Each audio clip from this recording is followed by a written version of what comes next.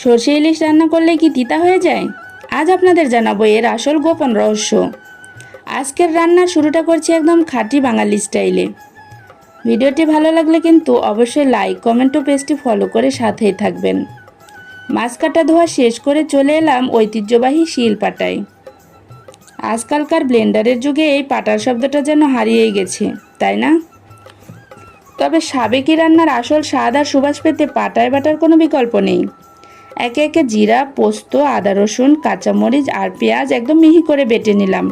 আর হ্যাঁ, যখন সর্ষেটা বাটছিলাম তখন এর মধ্যে সামান্য একটু লবণ দিয়ে দিয়েছিলাম, যাতে সর্ষের তিতকুটে ভাবটা একদম চলে যায় আর রান্নার স্বাদ পারফেক্ট হয়। এবার কেটে রাখা মাছের টুকরোগুলো পরিমাণ মতো লবণ, হলুদ আর মরিচের গুঁড়ো ভালোভাবে মাখিয়ে কিছুক্ষণ রেস্টে রেখে দিলাম, যাতে মশলাটা মাছের ভেতর ঢুকে।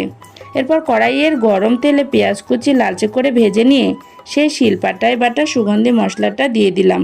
মশলাটা একটু কষানো হলেই আবার সামান্য লবণ, হলুদ আর মরিচের গুঁড়ো দিয়ে সুন্দর করে কষিয়ে নিলাম, যতক্ষণ না মশলার ওপর চকচকে তেল ভেসে উঠছে। মশলা কষে এলে ম্যারিনেট করা ইলিশ মাছগুলো আলতো হাতে ছেড়ে দিলাম। ইলিশ মাছ খুব নরম, তাই বেশি নাড়াচাড়া না করে সাবধানে একটু উল্টে পাল্টে পরিমাণ মতো পানি দিয়ে দিলাম। ঝোল ফুটে যখন মাখা মাখা হয়ে আসছিল, তখন নামানোর কিছুক্ষণ আগে সুন্দর একটা সুবাসের জন্য কিছু চেরা কাঁচামরিচ দিয়ে দিলাম। ব্যাস, ঝোল ঘন হতেই তৈরি আমাদের রাজকীয় সর্ষে পোস্ত ইলিশ।